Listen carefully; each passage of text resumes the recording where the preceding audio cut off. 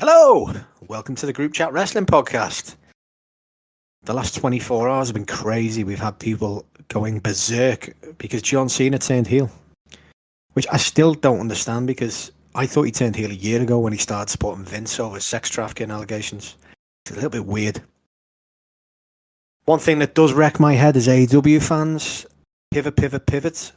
WWE can do anything. It's shit. We've got to pivot. Cena heel turn, quick pivot. The Rock's on, quick pivot. Stick the belt on Swerve. That's all people are talking about now for the last 24 hours. If we pivoted as much as these people want, it's mainly the internet crowd, but if we pivoted as much as these people want, we'd have more holes in the storylines than CM Punk's guard during his UFC days. Someone suggesting it was the greatest heel turn ever. It wasn't, let's be honest. But I think we're going to talk about that today. So, let's get on. Introduce yourselves, guys. Well, thank you for that awesome intro, Andy. I couldn't have said it better myself. So what's on your mind, fellas? Oh man, what is not on our mind? I think that would be the easier question to ask. I mean, oh man, from what on the Twitter sphere, the social media sites, we may have witnessed the greatest heel turn of all time. You know, All time. My God. Yeah. Such a groundbreaking turn this was, wasn't it? Like, I mean, seriously, industry changing. Orange Cassidy's turn was better. I will be the play devil's advocate here because I watched Collision. I'd got into bed, and for some reason, my wife was still awake. So I said, I'm just going to stick the end of Elimination Chamber on, and I'll be straight up, mainly because I thought I'm watching it to hate on CM Punk. I just don't want CM Punk to win and get his WrestleMania main event. So I stuck it on and I watched it, and I thought, you know what, that was really good. Like I thought it was really, really good. And then obviously the next day, as is the world now, it can't just be really good. It has to be the best thing ever. It has to be the greatest thing ever. Like, it was just really good. It was probably 15 years past his sell by date for it to be as impactful as you'd want. But it was just really good. And then for some reason, again, everything has to be measured as it's the greatest thing ever. No, the greatest heel turn ever happened in 1996. This was good. And again, people have got very, very excited about it and are overexcited and have shown a lot of ass in their bullshit about it. But it was, like you say, it was really well executed. It was. But it's not the greatest of all time. It's probably not even top 5 in the grand scheme of things. Top 10 even. I don't know. There's been that many over the years. Like recency bias and Fed bias plays a lot into it, but it's nowhere near the greatest of all time. And in terms of impact, it's not going to have half the impact that most of the others have had, because what's it going to add to the company, really? The numbers have already got a boost from The Rock anyway, so whatever boost they're going to get from this are already taken by, kind of already given to them by the boost that they've got from The Rock. And what's Cena going to do? It's not, he's retiring. That's the thing. It's not going to be a long-term thing. And he's obviously he obviously will finish off this year as a face again, because that's the way it will be. It's just it mainly seems that they want a heel. They don't want face v face Cody v Cena. They don't want that, so they've gone with this. The one thing I would say is I'm not going to watch Raw. I'm not going to watch SmackDowns going forward. The only intrigue I have is just to see how badly John Cena acts as a heel, because his acting the last few times I've seen him on WWE TV has been criminally bad, like so fucking bad. He is a dreadful actor. There's no shock why he's always the 6th main male in the films that he's in. Male number 6. This is it, man. Like, I saw a thing earlier. Like, it's ironic, isn't it? How when you consider that out of all the like the WWE like main roster actors, well, like wrestlers who have gone on to do acting, that Batista stands head and shoulders above all of them, and he, by all accounts, isn't like, he's not like the same level as like a, like your Hollywood A-lister, but he's still better than The Rock, and he's still better than Cena. Yeah, Batista's excellent, man. He is actually really good in a lot of things I've seen. Cena is actually really good, I think, but he can only play certain roles, like kind of deadpan comedy roles. So when he actually has to act and make it look real, he's fucking awful. But when he's doing kind of airplane, type roles, he'd be a great Frank Drebin doing the old deadpan kind of stare while he's saying a hospital. What is it? It's a big building with patients in, but that's not important right now. But in terms of actually having to act and give off any emotion in a fucking wrestling storyline, kind of situation, I think he's terrible, to be honest. Yeah, so bad. He is not good at all. Yeah. But anyway, enough about John Cena. Shall we transition into what we actually think are the best heel turns in the history of professional wrestling? Yes. Go for it.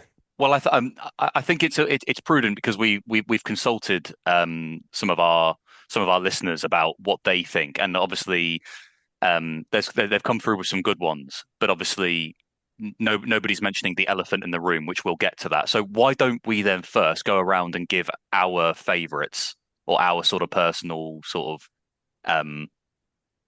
our preferred heel turns, not necessarily the biggest, but ones that we enjoy the most. Go for it. Cool. You go first, man. Well, for me, my favourite would have been, I guess you could say it wasn't really planned or calculated, but it was the one at WrestleMania 13 that was quite impactful to say the least, but probably not as impactful as the big one. It's the Bret Hart and Steve Austin double turn when Bret Hart turned heel and Austin became a babyface. The Hitman reunited the Hart Foundation. He became a 5-time champion at was it SummerSlam, I think it was. And then so it kickstarted a pretty good run for Bret, which ultimately ended. Well, it was his last year as a full-time wrestler with any company that wasn't WCW. It was like really like the face of the new generation era, like giving passing the torch to Steve Austin, who would be like the face of the Attitude Era. And it was done in the USA. It was perfect, kind of like the way that the camera panned to Steve Austin's bloody face, screaming and passing out. Thought it was great. Hart had a good run, but then obviously Montreal happened, and the rest is, as they say, history. So yeah, that's my personal favorite. That's one that sticks out. You see, I have two, and one is clearly recency bias, but it was probably one of the most impactful moments on TV over the last few years for me, and that's a Mariah May turn. I knew it was coming. We all knew it was coming. I just did not know it was coming then. I think we were all in agreement that we thought it was going to be happening at the pay-per-view. And for it to come on that Dynamite out of nowhere after she'd won the Owen Hart tournament, it was fucking brilliant. And then the fact that she beat the living shit out of her, left her a bloody mess as well, and unleashed this whole new side to her character. It was great. Really impactful, like brutal it was. But my overall one of all time, obviously outside of the one that I think we're all going to get to, is Terry Funk Ric Flair. Flair beat Steamboat. Funk was at the side commentating. He'd just come back from making a few movies, trying to get launch a career in Hollywood. Flair wins. Flair's a face at this point. The crowd are loving it. Funk goes in to congratulate him, ask him for a match.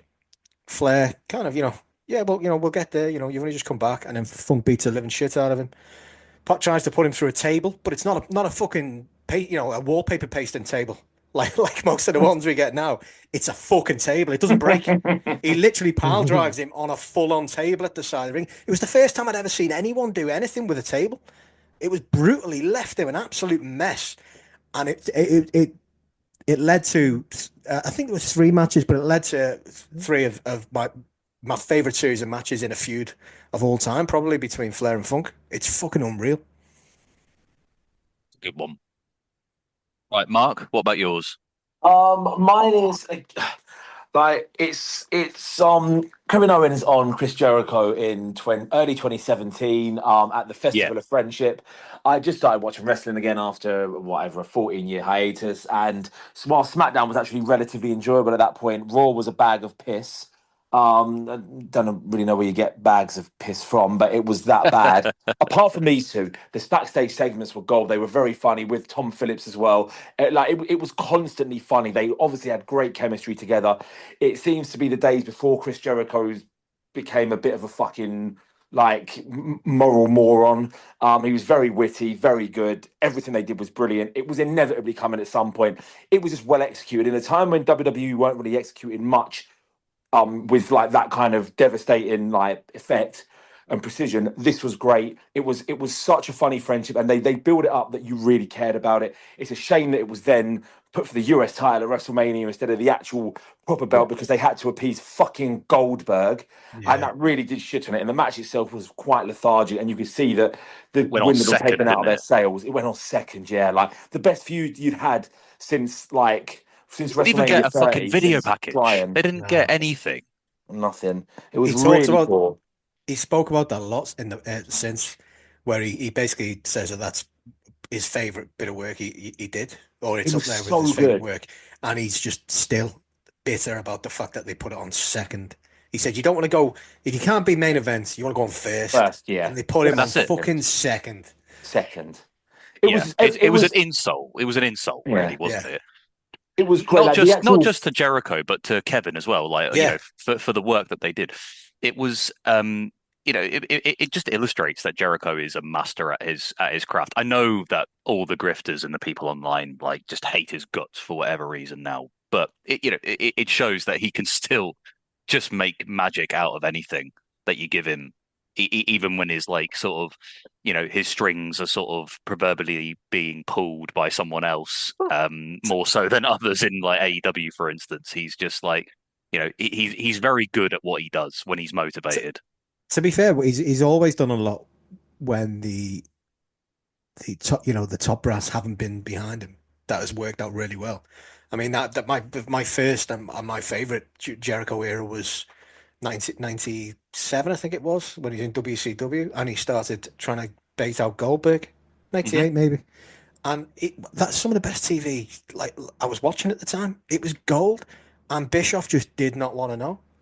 And they tried everything to prevent this from happening, and he kept going out there and just calling out Goldberg anyway, and it was gold TV. We had fucking Ralphus come into the ring with him calling out Greenberg.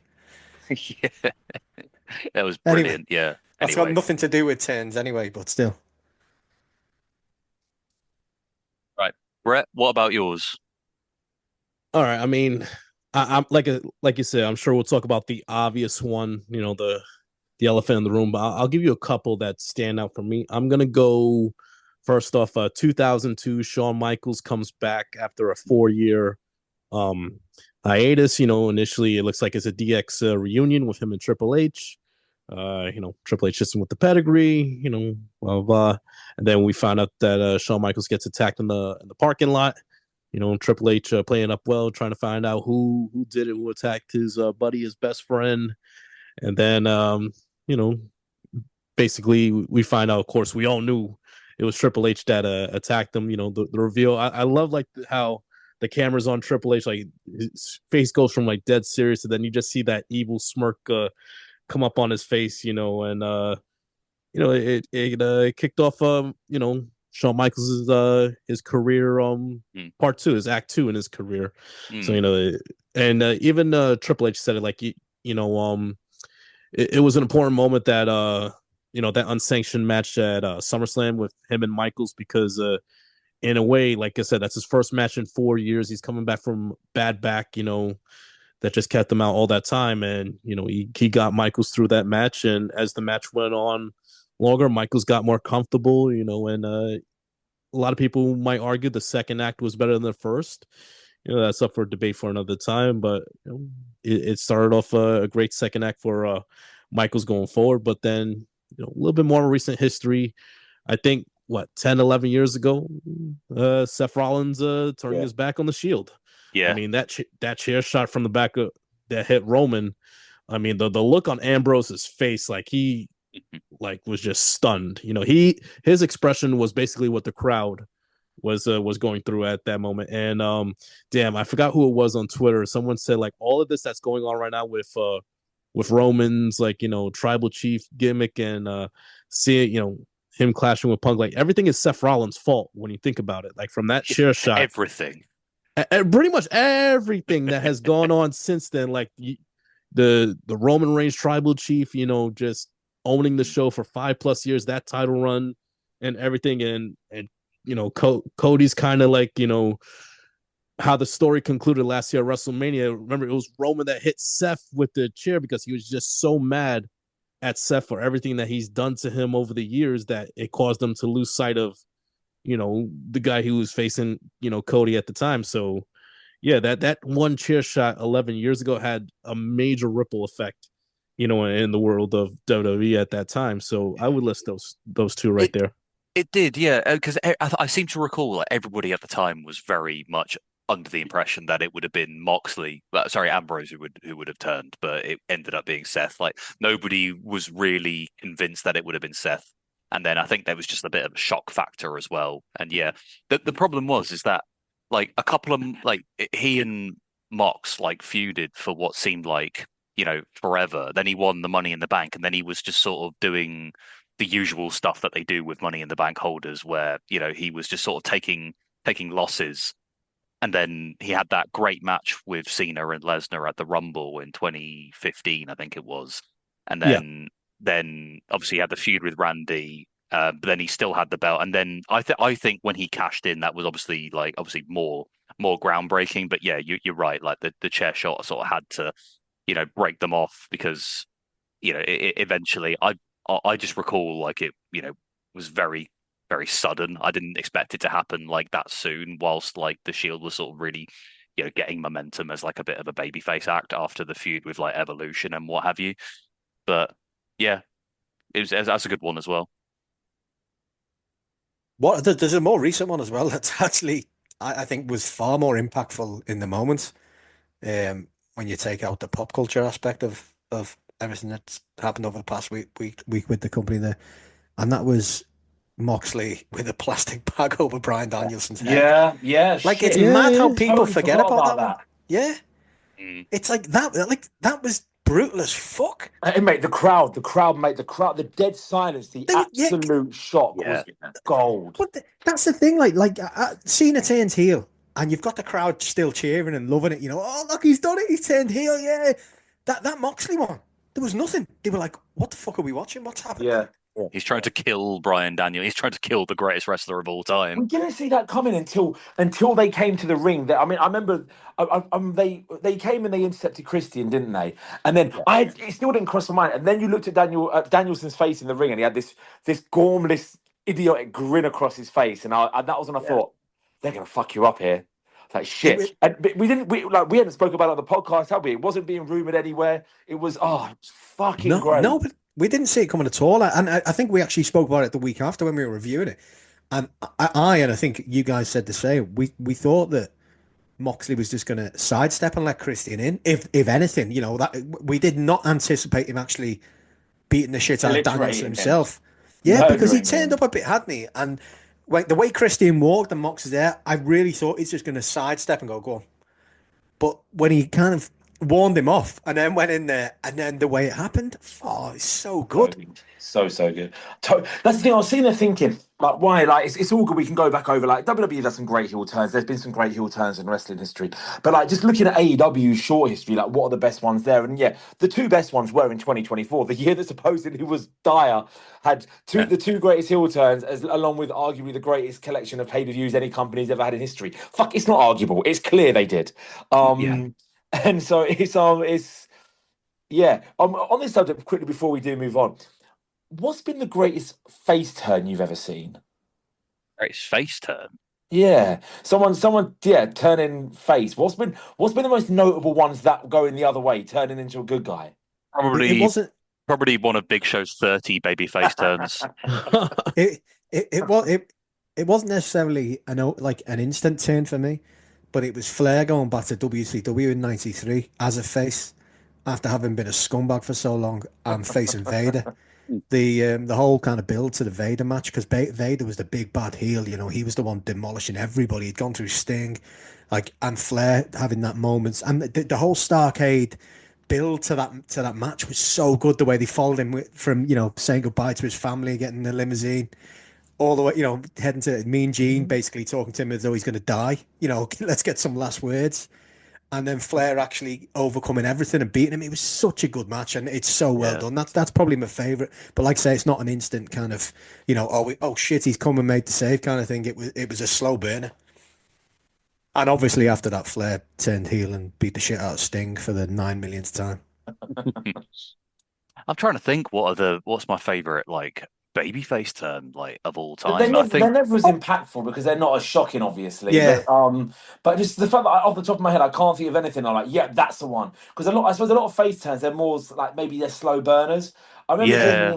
during the invasion angle, they sort of had Austin return as a heel, make a face turn, and then he basically turned heel again the next week, I think.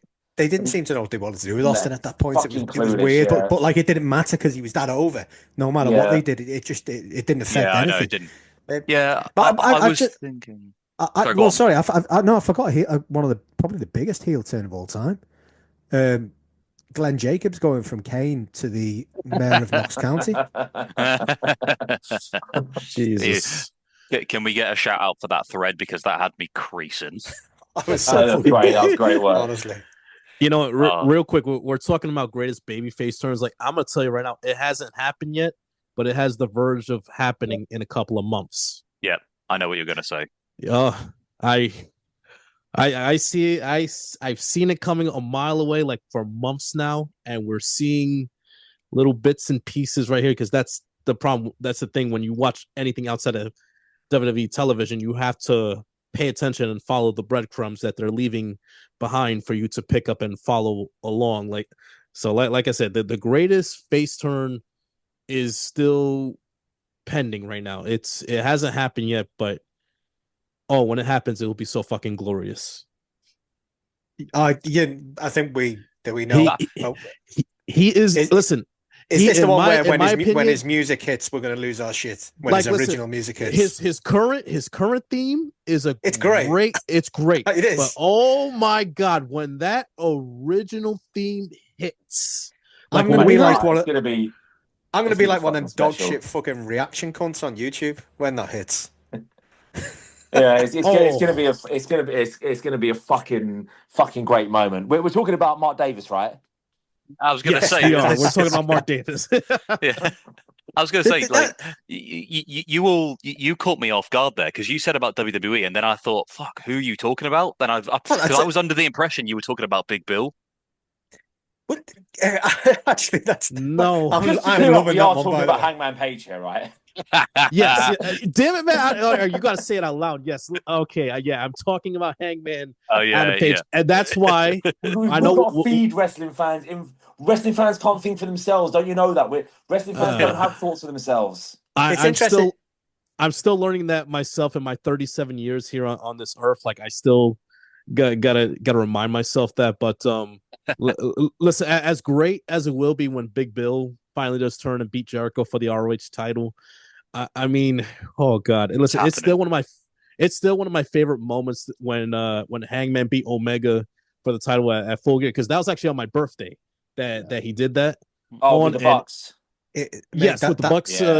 With the Bucks standing on the outside, but just remember the build up, like him outside the theater on the horse, like the everything. Like, so imagine if it does happen at All in Texas, like better get the fucking horse ready right now because that entrance will be a fucking all-time classic. Well, the reason to say about his music, though, his original music, is because for that reason, in that entire program, the moment when it hit like fucking crack was that ladder match when he'd been out, he'd lost, there was no sign of him back. Right. We knew he was coming back, and he's the Joker. His music hits, and the crowd go fucking crazy. Mm-hmm.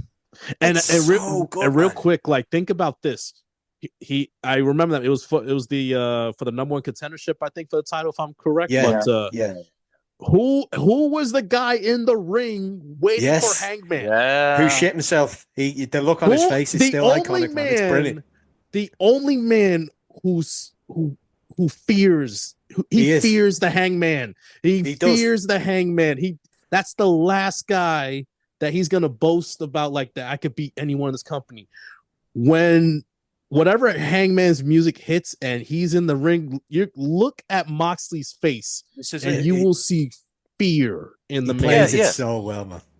Every time Hangman's like stepped foot and Moxley's been there, Moxley's face has been an absolute picture. Like he does not want to mess with Hangman, like you could tell, and that's why, you know, obviously we'll get into this, but it's why I'm, you know, I have quite a few theories about where the main event could go.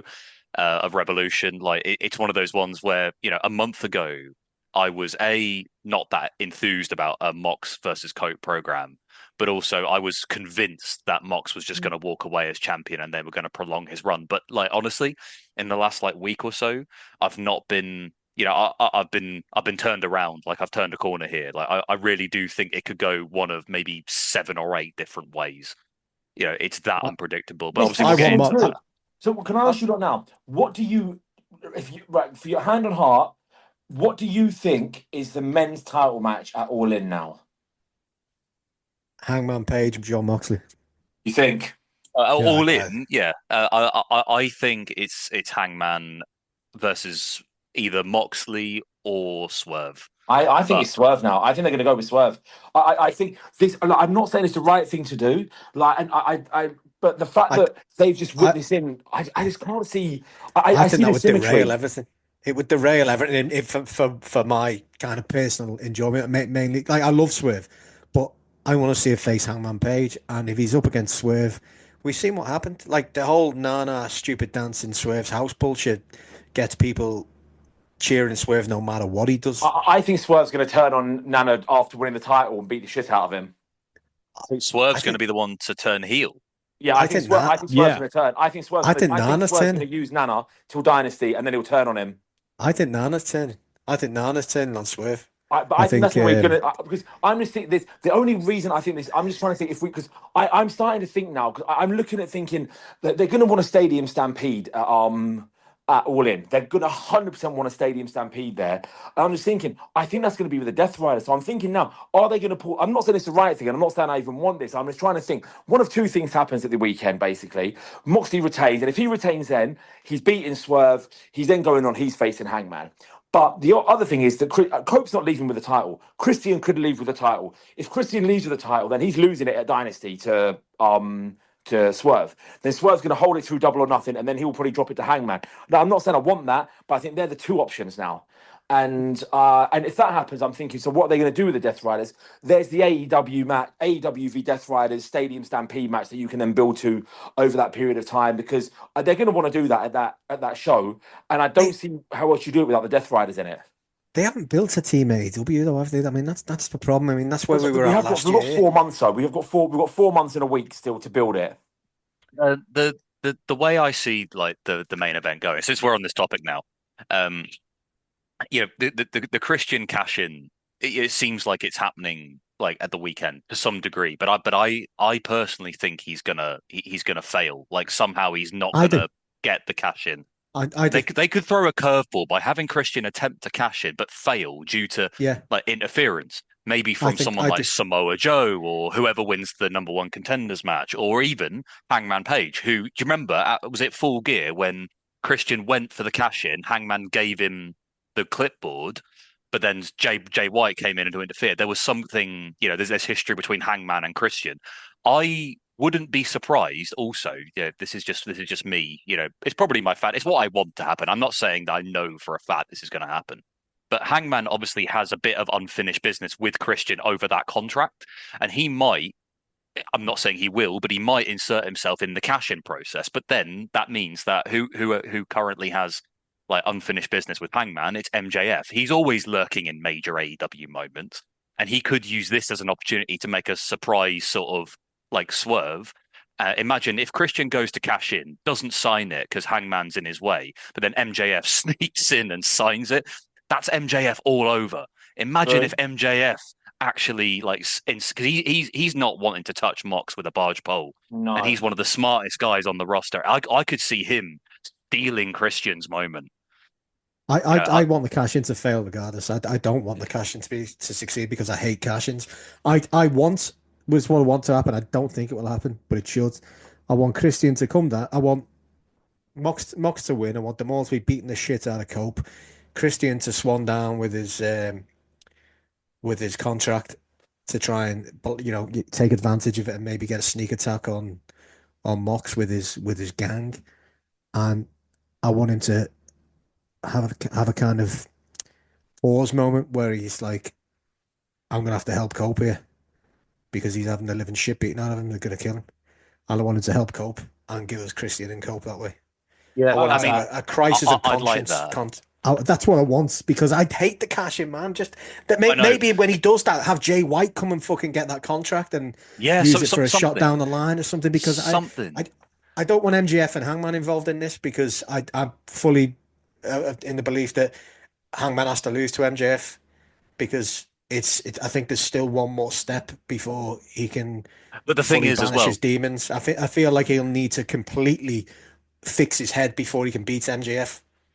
yeah, you're right there. But I imagine if, like, obviously, because I want this MJF Hangman feud to go on for a long time because I don't want it to end. It's just getting started. I think there's lots more layers that could be told here. But imagine if if Hangman finally wins the world title off MJF at All In. I mean, I'd love that. But I mean, personally, I do think it's going to be Moxley who's going to be his opponent. I'm But thinking a 3 month Hangman MJF feud with basically Hangman eventually winning and going on to face the winner all. And that's what I want. I'd Because love that. I feel like MJF could contribute so much to Hangman banishing his demons and Yeah. becoming the old Hangman again. Exactly.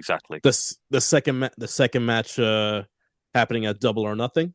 I mean, Yeah. that would be a good that would equal like a 3-month feud, and then definitely I would assume the winner of that match would be next in line to face the champion at All In, because at that point you have about a month and a half, 2-month build to All In, and then the 1-1. So it's still not over, and one's going to be the champion. They do like to drag out the rubber match, don't they? A little bit, don't they? Yeah, we just keep it there hanging, don't they? Really, it's before we move on from this. Anyway, can I just because we were doing. I know we pivoted. Yeah, no, fucking pivot. Fuck off with the pivots. No, when I asked in the Discord, it's interesting because Slug suggested that his favorite heel turn was Hangman at All Out, and Sam agreed. But I don't feel like that was when Hangman turned. I feel like he turned way before that. For me, All Out was the moment when we started to see Hangman realize how much he hated what he'd become, because we had that quivering lip moment when he was like, do I go back down? Do a step? When he's looking at Swerve from the ramp and he's like, what the fuck have I done?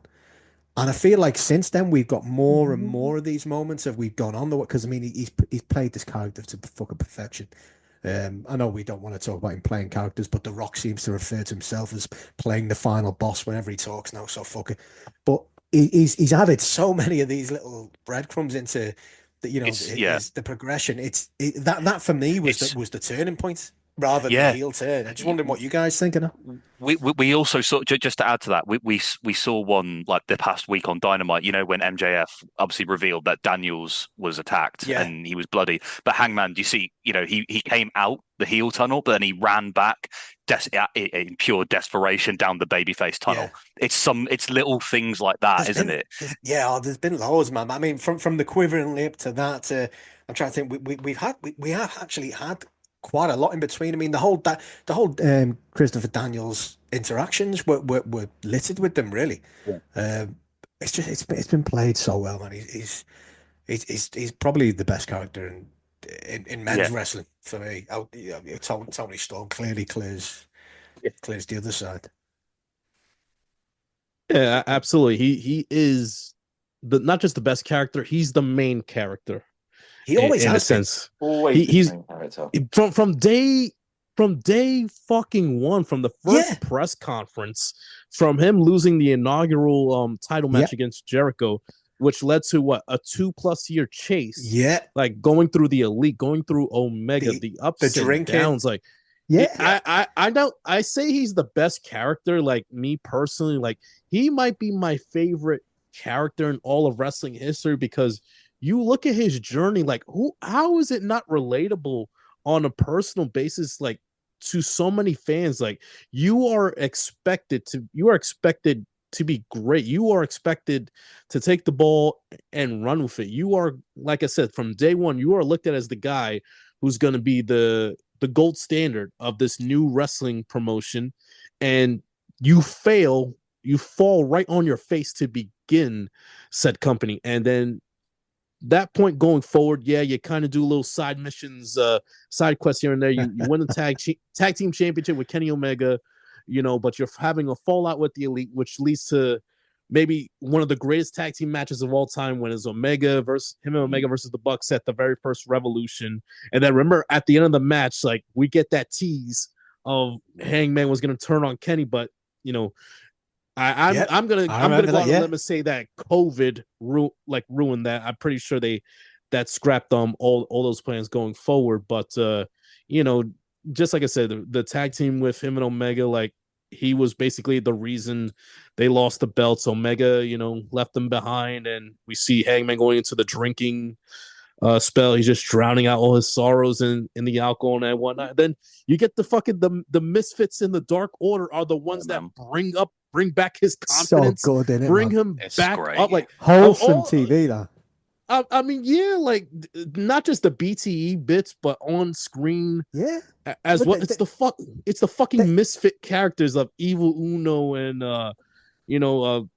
John Silver and those guys that raised the Cowboys' confidence back up to him finally dethroning Omega, and unfortunately, 2022 happened. Where the Pepsi Man came in. I don't remember any of this. No, I don't remember any of this. Isn't it? Yeah. No, didn't happen. Didn't happen, right? No, didn't happen. Yeah, well, all right. So it's been a four-year blank slate, and now we're back to we're back to square one. Kenny's still the champion. He's never lost it. No, but what you said, like it's so true, and like there's other things that as you're saying this, you remember that like the reason we had heel Kenny Omega was because of Hangman. Because he was getting so pissed off with Hangman's fucking drinking and not being able to concentrate on things and kind of slipping up and not being fully in the game. That's why he went with Don Callis and why he went fully heel. We had the Dark Order situation, like you said, which was brilliant because they had lost Brody. They were rudderless. Hangman had lost everyone. Oh, he was on his own. It was the perfect combination. It was excellent. And I've said before, whenever people go, we need to restore the feeling because look at you can't use that storyline. You can't because it's the greatest of all time. That's fucking stupid. It's like comparing any film that comes out with The Godfather every time.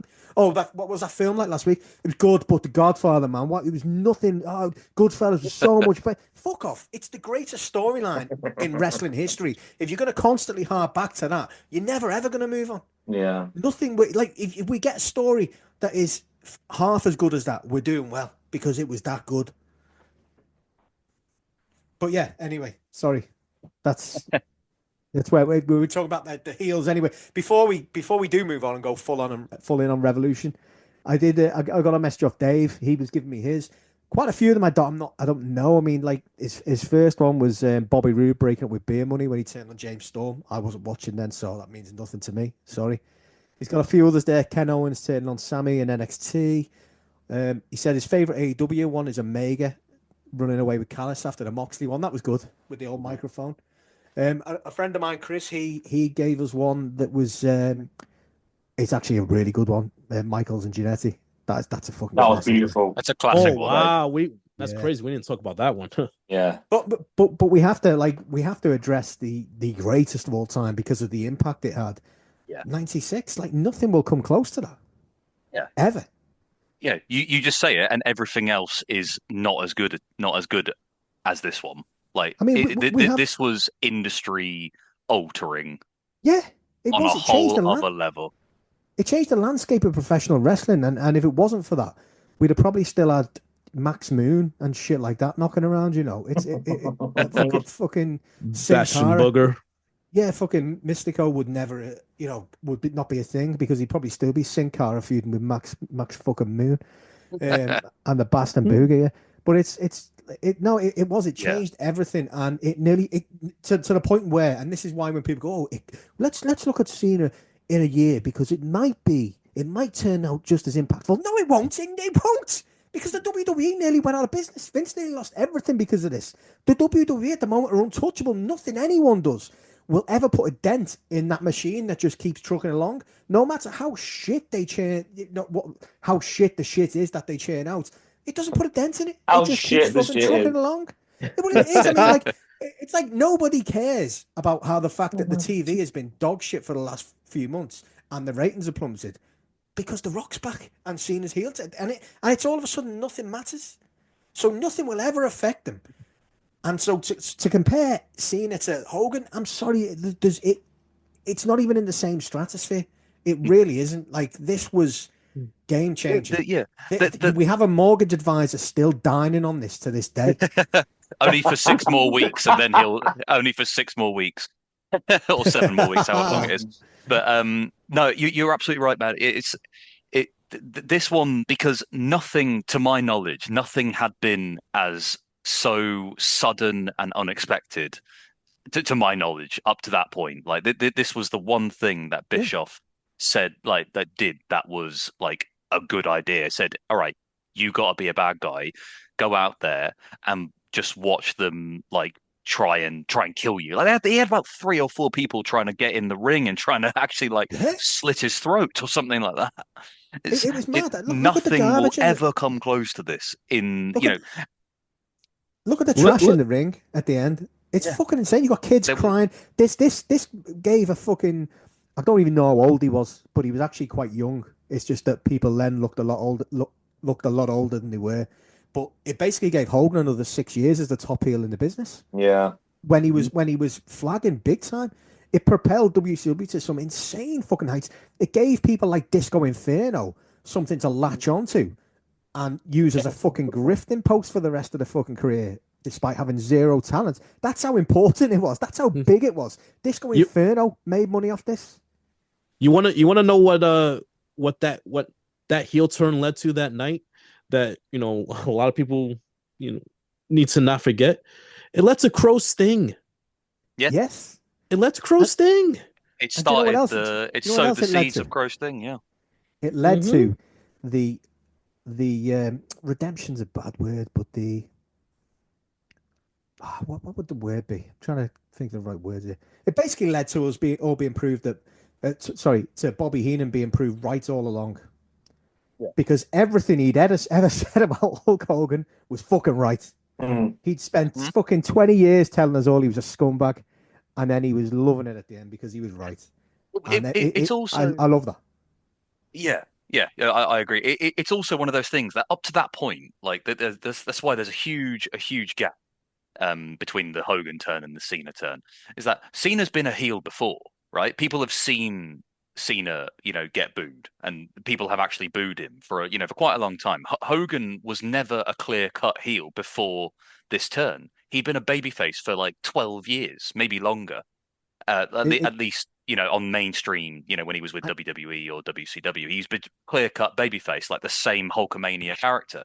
This time, when WCW was cool, like, they were doing the whole NWO angle, like, they were blurring the lines between whether they were actually like invading and people were really interested, and then Hogan like turns around and turns heel on them. It was the right time, the right place, everything aligned. It was perfect. I'm like, a lot of people, obviously there's an age thing, which is why a lot of people don't realize just how big this was. I'm 44, so I was a child when Hogan was at his peak. And I can tell you that, like, people Hogan was big outside of wrestling. John Cena wasn't big outside of wrestling through most of his career. Most people wouldn't have known who John Cena was outside of wrestling, or outside of catching glimpses of WWE. Everybody knew who Hulk Hogan was. Doesn't matter whether you watch wrestling or not. Everybody knew. The man had a fucking Saturday morning cartoon, for God's sake. It was nuts how big he was. And yeah, he might be a horrible racist scumbag to everyone now, who's licking the shit out of Trump's arsehole every day. But I'm trying to sell some fucking dog shit beer that nobody should buy. But at the time, he was fucking huge. He was so fucking big in terms of his popularity that he transcended wrestling. And there was nobody, and I don't think there's been anyone like that since. Maybe The Rock, but that's because of his post-wrestling career more than anything else. This was at the time when he was a top wrestler, Hogan. And it was huge. It really, like, nobody seen it. I remember people who, when I was in school, people who didn't even watch wrestling at the time because they'd fallen off. And we didn't get WCW, big over here. We only got it on Eurosport, which, to anyone who's not familiar, it was a B-level cable sport channel that's shown fucking skiing and Azerbaijan Premier League or some shit. It was not great. But it did get WCW. And all of a sudden people started watching WCW on Eurosport out of nowhere when nobody had ever give a fuck about WCW up until that point because of Hulk Hogan. Yeah. I would argue that Austin is probably up there with like Rock and Hogan as possible like merch movers and people, but he's never really had much of a film career. He's not really had much of a external impact in pop culture, but people know who he is. Yeah, Hogan's the biggest of all time. Like, there's no denying it. Yeah, like I say, they do, and Austin is big up there. You probably got The Rock and then Austin behind him in terms of the biggest ones. But then Hulk Hogan is you've got spaces and spaces and spaces, and then Hulk Hogan at the top. You know, in terms of late 80s, early 90s popularity, it was ridiculous. Like I say, the guy had a fucking Saturday morning cartoon. Yeah, which was him and fucking Hacksaw Jim Duggan and a load of other guys going around saving the world and solving crimes, fighting bad guys, led by fucking Junkyard Dog, and it was nuts. It was insane. Now if they made a cartoon, he'd be the villain because of how racist and up Trump's arse he is. He's a fucking cunt, isn't he? It's horrible actually that he was it's horrible that he was so big. Yeah, because he's such a cunt. But actually, do you know what? This just reminded me of another great heel turn, probably the most controversial heel turn of all time. It could be up there with the top ones of all time. Sergeant Slaughter becoming an Iraqi sympathizer. Yeah. That's another one. Another one that blurred the lines, Yeah. That had kids fucking crying in the crowds and people trying to kill him. I just quickly go back to one point you made there, just because I'm not sure if we emphasised it enough when you were saying it. I think we might have brushed over, but Hulk Hogan is a cunt. And I think it's worth saying again that Hulk Hogan is a proper cunt. Like I don't pronounce my words that well, but when I'm calling Hulk Hogan a cunt, I'm really pronouncing the word cunt.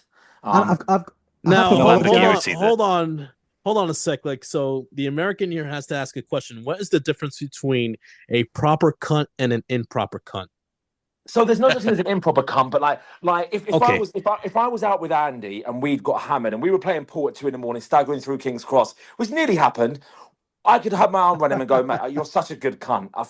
The word cunt in the UK has been not all the time, definitely not all the time. We've experienced the fact it's definitely not always normalised, but the word cunt is very different in the UK to what it is in America. So the word cunt, I could use it in a genuinely affectionate term to a friend. Honestly, he's a top cunt, and that's a good thing. He's a top cunt. But then if you really like when some people who might go to football matches and call referees cunts, then you're really putting the emphasis on the word. The word cunt it's really emphasized. All 4 of those letters are utilized to their maximum. Yeah. And that's exactly how I feel about Hulk Hogan, because Hulk Hogan is a proper cunt. Yeah. Yeah, it's a term of endearment, but equally it could be used as an insult.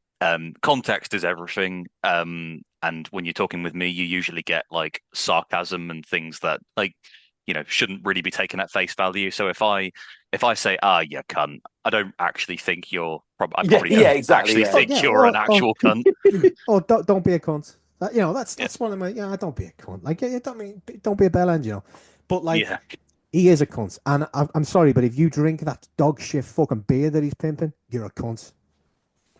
And I'd just like to say before we move on from this cunt fest, if you are listening to this and the word cunt that we've used a lot here has offended you, then don't be a cunt. Stop being a soft cunt. Yeah. Anyway. So, Revolution. There goes any sponsorship for the next 6 months, but we move. Oh, mate. Well, I tell you what would not be cuntish. It would be remiss of us to, mark the near hour we've been chatting about heel turns and speculate about what could possibly happen at this Sunday's rather stacked looking pay-per-view. This is why This is why people tune. This is. I live for these previews, like previewing these shows. Revolution is the one I look forward to more than everything. Every fucking year, Revolution delivers in spades. I can't wait. I honestly cannot wait for this weekend. Yeah, man. Like looking at these 9 matches, if you count the pre-show. I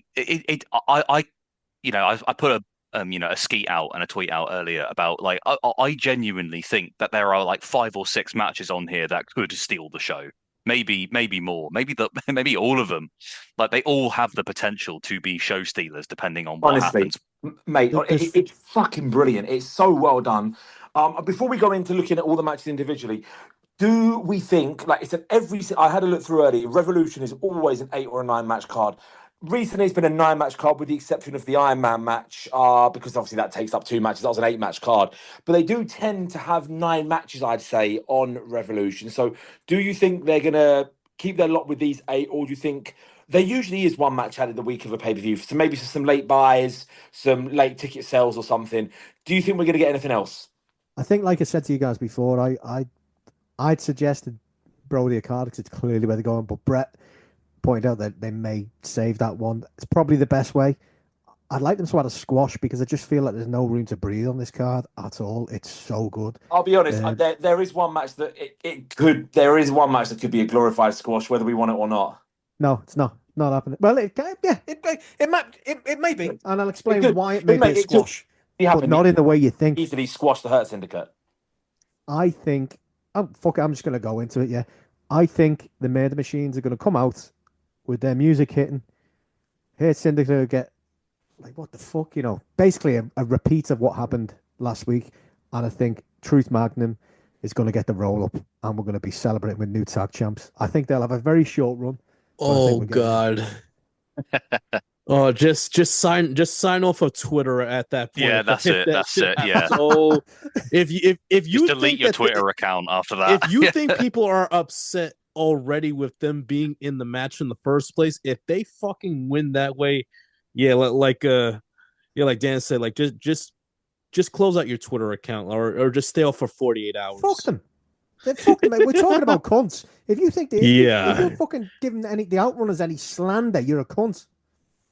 Yeah, and shout out to Anthony Bowens. I'm sure you saw on Twitter. Like, he said it perfectly. Like, remember All Out 2022 when it was Swerve in Our Glory versus the Acclaim. A lot of people are like, oh, why? And that turned out to be an all timer tag team match. Like wicked.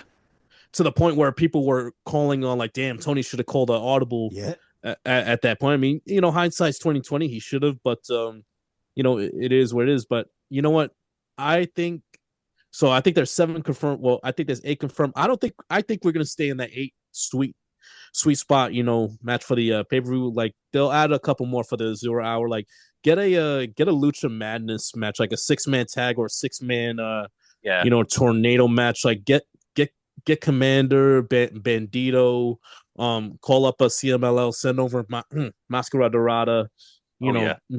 Teton and a few of those guys, like you call Fuego del Sol or something like that. Get Hechicero involved in any way. Like I think it's gonna stay at 8 in my opinion.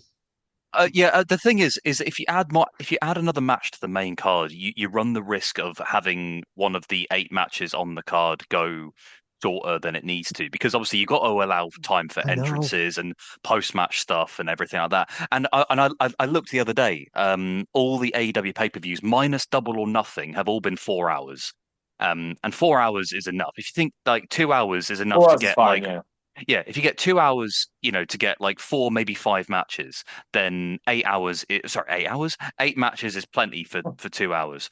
Sorry, I thought about WrestleMania 35 for a second. We've got to look at the matches, though. I actually don't think there will be time, because if we look through, you got, I think it's perfect as it is. Mox Pope could go probably 20 minutes, I'd say. Takeshita Omega, that could go 40 minutes. Ospreay Fletcher could go 40 minutes, 35, 40 This minutes. is it. Swift, and we can go through them all, and the only ones we really know are going to be short is the women's matches, because they're going to be between 5 and 19 minutes. So I don't know. 50. Hold on. I don't know about the Tony Storm Mariah May. That's a no disqualification, no rules match. So that could go on a little bit more. And that's gonna go 20. That's gonna go 20 minutes. I hope so. I was only taking the piss of the fact that we don't do women's match over 20. I'd love it to, though. I hope it does. It should do. Yeah, it should. It's their final encounter. They're building it up as, so I think it'll get the proper time. But I think it stays at 8 because look at you have a couple stipulation matches. You have the cage match with fucking Ospreay and Fletcher, and then you got the no disqualification match with Tony Storm and Mariah. So I think those will get a little bit like extra time between us. And I just feel like every match that's on the card right now, it's perfect. There's no like real match on this card that's like kind of, how do you say, filler, that's, doesn't feel like it belongs. Even you could say the tag match, because there's no real long-term story behind it, which is okay, in a sense, but that's fine. And I'm not too worried about whether with the Outrunners losing this match. I just want to see like how they look and how they compete during the match. Like if there's improvement and the crowd is still with them throughout the match, and I think it'll be successful going forward. But like we said, I think keep Brody on Okada. You could build that up for a few more weeks. You could put that on Dynasty next month, which is only 4 or 5 weeks away anyway. The TNT title, like, listen, Garcia and Cole, they just had a great match on Collision. I think you could build that one forward, to the next pay-per-view as well. Yeah. I think, like we said before, though, Brett, they could put them as main events at Dynamite. Let's start doing the Dynamites where they advertise 2-3 weeks in advance about a special main event, and that would be. But Brody Okada for a main event for Dynamite somewhere would be brilliant. I'm sure the TNT should be defended on Dynamite most weeks anyway. For me, I mean, it's a TV title. We won't talk about the TBS. But what's the TNT should be. Well, next month. I mean, I know Mark knows this like the back of his hand. Next month, that weekend in Boston, that's the week they break, that they pass Nitro. But you could put like 2 titles on that week. You could do Boston, man. The damn that, You could do every the title on the title line match. You could put every title on the line. Do you know what? Right, it's probably too early. But like, when is this? Is this 6 weeks? It's April 16th. I want to say. I know we're supposed to be previewing Revolution, but I did not realize that was Boston and that was so soon. That I wonder if they put the foot to the pedal on the Athena Mercedes interactions, and we get they've started Mercedes Athena at Boston. No, I think we're all in it. Because Boston, they're going to want to have a big fucking main event, and Mercedes Boston. To be honest, I wouldn't do the match there. I'd set the stage. I'd maybe do. Mercedes Billy. Yeah, do Mercedes Billy Starks or something. Yeah, that works. Can I very quickly just touch on what we were saying before? Because I looked at what you said about adding another match. Is there enough minutes as it is? Are they going to be everyone getting the time? To be honest, mate, I just wanted to get a women's time joke in there. So last year was over 160 minutes over the 9 matches. Tony v Diona went 12 minutes. And Orange Cassidy Strong went just under 13. Everything else was over 16 minutes. They had most matches were going around 20 minutes. The way they rattle through these pay-per-views, if it's going on for 4 hours, so that's 240 minutes. You can easily have 160 minutes there. I was looking at the card. You're right. I don't see anything going under. I think the Outrunners Hurt Syndicate's the only one that goes under 10 minutes. Yeah. Mercedes Momo will be the second shortest match, and everything else I would look at and think. I think there's 6 other matches. I'm thinking they're all going to hit at least 20 minutes. So that's over 2 hours of time if you're giving them just 20 minutes. Code Mox should only go about that, otherwise it will drag a bit. But then you've got a couple of the matches you're thinking they're going to be touching half an hour easily. And the thing is as well is that with a lot of them, the match time themselves will probably be between 15 and 20. But realistically, for some of them, you got to account for possibly half an hour because of the pre and post match stuff that goes 100%, yeah. So especially the main event, because that's what I was going to say. Yeah. Code Mox, you're going to need at least 10 minutes at the end of that, I would imagine. Yeah. It's going to be interesting how this card is actually balanced, because they do so well with these. The things flow by. They very rarely get it wrong in terms of what they're putting well on a show.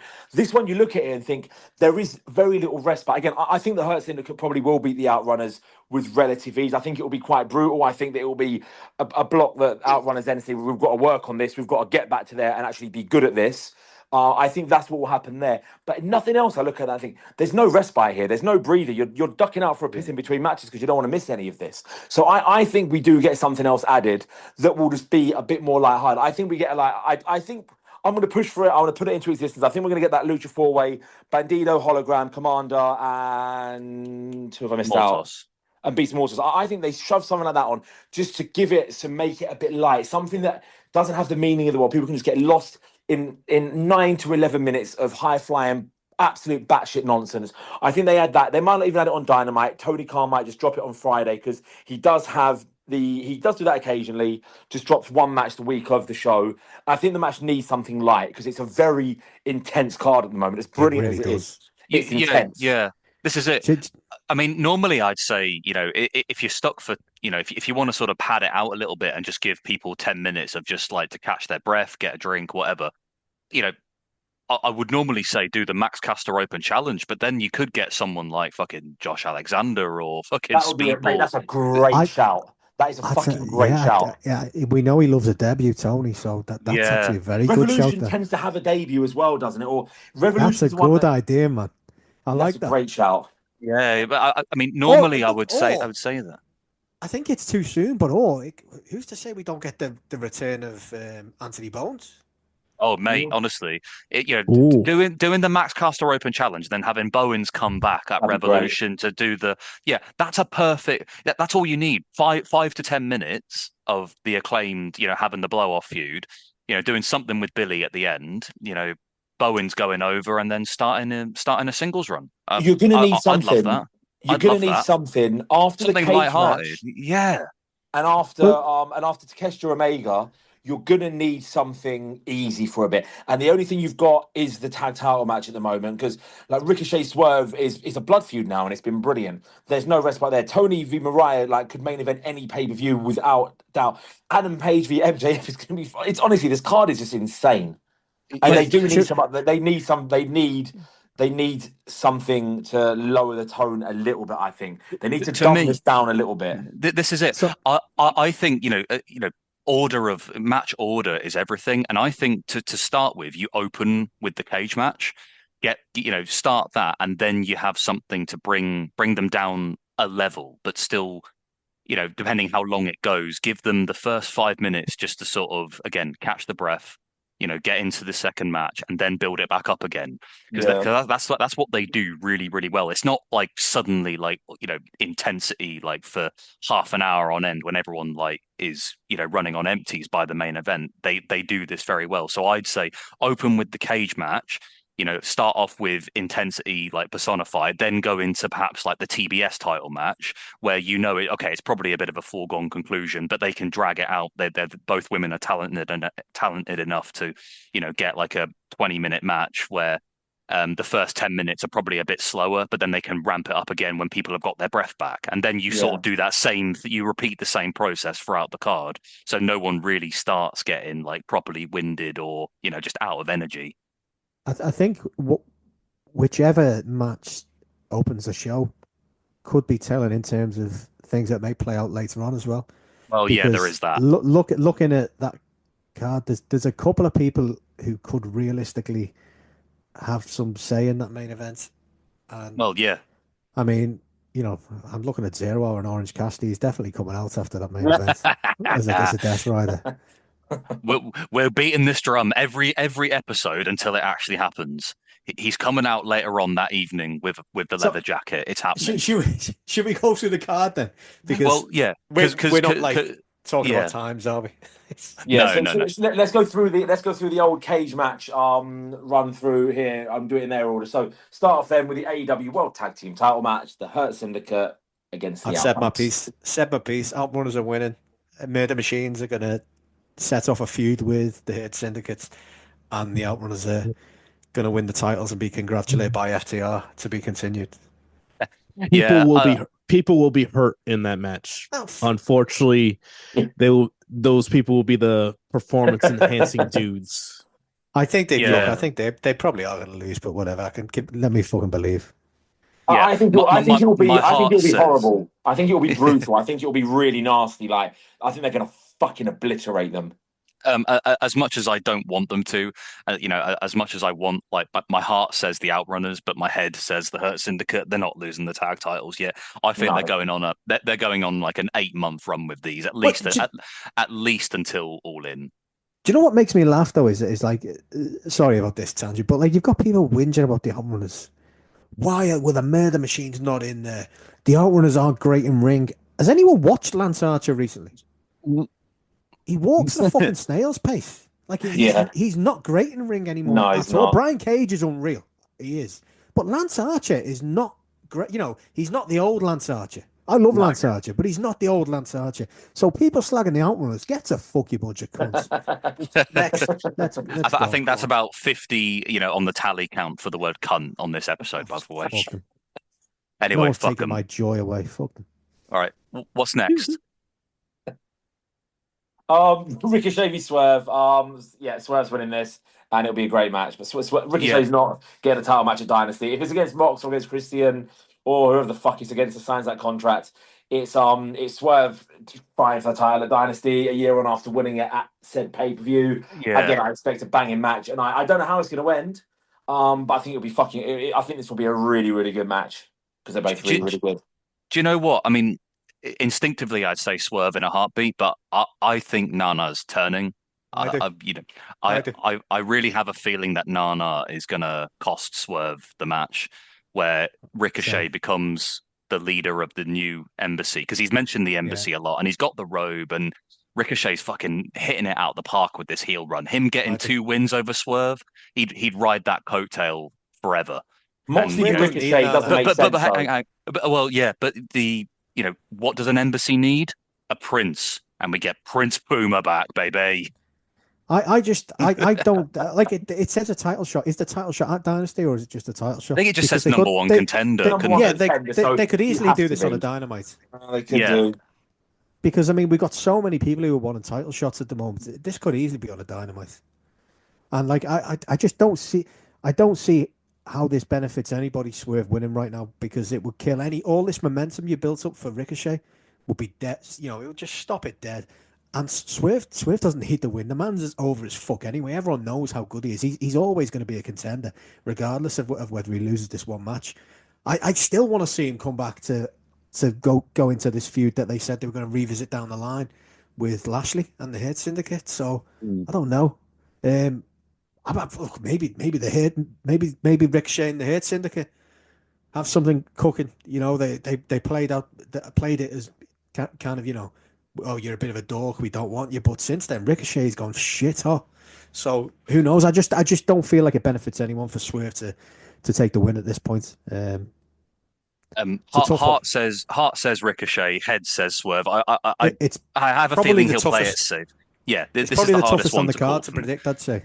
Yeah, for me it is anyway. They could play it safe and go Swerve Moxley or whoever at the next pay-per-view Dynasty. The pay-per-view's a while away, isn't it, man? But it's still, that's it. It's still some time away. But who knows? You've got when's WrestleMania? Fuck no. It's for the first weekend of April usually. See, they'll probably want to put on a good Dynamite that week anyway. So you could do a title shot that week. Yeah. Ricochet gets a title shot after Nana turns. Swerve comes in and absolutely fucking demolishes him, and then you do a triple threat: Swerve, Ricochet, and Moxley at Dynasty, or whoever the champion is. I'd like that. I wouldn't mind that. Just somehow, but I could see both men. Whoever wins it, still being entangled with the opponent at the pay-per-view, whether it's for the title or not. I can still see this kind of continuing just for like a little bit longer. Fuck it, DQ. Next. Anyway. Oh, and Tony, you can still do a dog collar match. I feel absolutely convinced that Swerve's winning this one. For me, this feels like one of the most surefire ones of the night. I just can't see Swerve losing. The way he spoke the last couple of weeks, I think he's winning. I think him and Nana are splitting soon, but I don't think it's just yet. I think Swerve wins this, and I just think Swerve's having. I'm not saying he's going to win the title. Then I think Swerve. I think Swerve fights Moxley, he loses it. If Swerve fights anyone else, then he's going to be world champion. They've made that decision for whatever reason, I think. But what if Swerve wins post-match? Nana has the rope, puts it on Swerve. Crowd goes crazy, and Nana, let's say, walks to the corner post. Dances into the crowd, turns around, and walks right into a drive-by kick. Boy, from Swerve. What if Swerve wins, but he's the one that turns on Nana? I think Swerve's going to turn on him, because I think they're making it a bit obvious, making it seem like Nana will turn him. I think Swerve will turn on him. But I say that Swerve is going to turn on Nana because look at this past Wednesday where and I was like, you got to get my robe back, or all the bullets I've taken, I can't do anymore. Like he's basically like, you got to go back to being that killer, that most dangerous man. And like I said, Swerve wins. He gets the robe put on him by Nana. Nana's dancing around, turns around to the nastiest drive-by kick ever. And in a way, Nana gets what he wants. He gets the most dangerous man in AEW back, but to his At what cost? Yeah, at what cost? The cost was he's leaving you behind now, and just imagine if that happens. Now that throws into a question: what's going to happen in the main event? Yeah, that's it. If he's turning heel, then who wins the main event? Yeah, who walks out of Revolution with the championship? Now that you get the crowd buzzing, like everyone's going to be talking like, oh shit, what the fuck is going to happen in this main event? What a lot of people may have thought may have been like, all right, it's going to be obviously Mox winning too, but wait, whoa. Now Swerve just turned on Nana. He just went heel. So now you're going to be asking so many questions. Like you have no idea how the night's going to end. I just think it completely throws away all the good work Swerve's done over the last 3 or 4 weeks in pushing himself to this point. Losing at this point. I don't know. I feel like there's more mileage to get from Ricochet as he is, and I don't think he's going to win the title, but he can always lose a title shot and go further. But for me, this is the hardest one to predict anyway. Yeah, I'm going to have a fun time watching it, and I'm going to be sort of on my edge of my seat. Yeah, on the edge of my seat to the end, because whatever happens, I think it will influence what we see in the main event later, which we've touched on, but like I said, we'll get to. But yeah, I think there's more that could influence that main event. Well, yeah. Anyway, what's the next match? Yeah, let's go. Next match is the one that I think's potentially the hardest one to call. The international title match, Takeshita v Kenny. I don't know who's going to win this one. I think Kenny, but I wouldn't bet on it. Kenny gave Takeshita 2 pins. I think Kenny's getting his win back, and we're going on a road to set up the next stage and start promoting the fuck out of All In with Okada. Yeah, this is it. I mean, Brett's touched on this a couple of weeks, in a row about like the alignment of the international and the continental title. I don't think it should be aligned. I think they should just have one belt. Yeah, they should just have the international belt. But it seems like they're going this route. So for that reason, I think Kenny's winning. But Takeshita will still just kind of continue doing. I want Kenny to win, but I don't want Takeshita to lose. If that makes sense. Yeah, I'm with you on that. Look, if Kenny wins, what do you do with Takeshita? That's the thing. Like I do feel like Kenny has to win, but what do you do with Takeshita next? Yeah, the thing is as well, is that coming up in the next couple of months, like they've got the New Japan Cup and they've got like the they've got the G1 in the summer where Takeshita will probably feature again, and I wouldn't be surprised if he becomes Well, it wouldn't surprise me honestly if he becomes the IWGP champion like by the end of the year. Like so the international title is he's had a good run with it. I think he should have had a bit of a longer run. It seems like it is coming to an end, but it's one of them where I think like there's still like plenty of things that Takeshita could do to get him some notoriety, and he doesn't have to like change his character. He doesn't have to change any alignment with Callis or anything like that, because Callis is still that heat magnet. Takeshita just goes out there and just forms like his life's on the line like every single night. He's one of the best to do it at the moment. So I think he'll be fine. But I think, if Kenny doesn't win his return singles match in AEW, then that's going to upset a lot of people. So I think that's why I think Kenny's winning personally. And that would be the 3rd time pretty much in succession that Takeshita's pinned him. That's not happening. Kenny made him he gave him the Kenny Omega touch. And look, I'm not saying he made Takeshita because Takeshita's unreal, but he gave him as in his words, the Kenny Omega touch. I think he takes this win, and we move on from there. It's going to be Omega, and I don't know if you guys saw recently. I think it might have been Cultaholic or What Culture that reported that they're talking internally. I think about merging both the continental and international titles, and if that is the case. Like I said, neither Omega or Okada are losing before I'm pretty sure they're expecting matchup at All In. And like I said, like, you know what, I might as well just be booking everything in the background because most of what I say comes to fruition. And I just listen. I know it will be title for title at All In, and I'm sure they'll just keep the international title. But I wish like just be fucking petty, just be petty levels over 9,000, Tony, and like title for title. The international title for the continental title, and the winner walks away with the AEW Intercontinental title. Just be a petty motherfucker, just for shits and giggles. Like, oh, you think the IWC is a shitstorm now? Like, do that, and you know what? You do it. You make the belt with a white strap, also. Do you know what Tony would? Do you know what he would be? He would be if he did that. He'd be a proper cunt about it, wouldn't he? Yes, he would. I don't want him to merge, man. I'd rather the winner takes both belts and retires the second one and says, "Look, we're only going to defend this now once a year," because that's what it should have been, really, you know. But anyway, we'll go off on a tangent here, and it's pretty much happening. Yeah, I think Kenny's winning, but this could be match of the night out of one of possible 4 or 5. What's the next one, Mark? This could definitely be match of the night, and this could definitely be match of the night. Still cage match, Ospreay Fletcher. Yeah, match of the night. They have such a good record with cage matches, man. Like, honestly, it was like a dead art form. Like, this could be like the top singles cage match in history, or certainly in AEW. It could be. I mean, there's a lot of them, but this could be like the best singles cage match in history. This is one of the easier ones for me. Ospreay's winning. I think Ospreay's winning the rubber match for me. Ospreay's winning. Kyle doesn't have to take a pin. He doesn't have to take a pin to lose. I assume escape the cages in effect, but I'm sure we'll confirm that later on. But Ospreay's winning, as he should do, and he's already helped make Kyle a bigger star than he was in the series of matches they've had, putting him over. And job done. Move on to the next feuds for both of them, please. Yeah, I don't want to see Ospreay feuding with the Callis family much longer, to be honest. I think he's got bigger fish to fry. No offense to the Callis family, but I think they've got bigger fish to fry. Well, they're just certainly just got to be fishing in a different pond now, at least.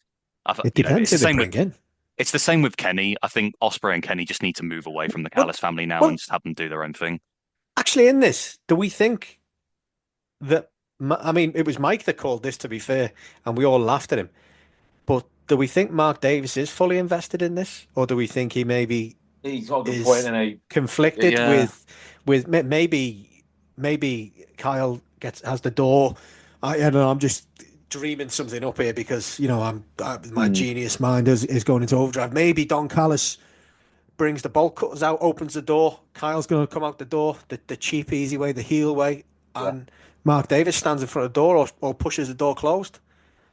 Who knows? I'd like that because, if you think about it, Davis has sort of been looped into being Callis's like personal security for like a little bit, hasn't he? He's not really been doing much else. So, and like Mike said this, and we laughed at him. It's true. We did. Like, I mean, all of us said, "No, that's bollocks." Well, yeah, he might have just, he might have just predicted something there. That's got me interested. I wouldn't mind seeing Davis. Yeah. Mike, if you're listening, sorry for laughing at you, man.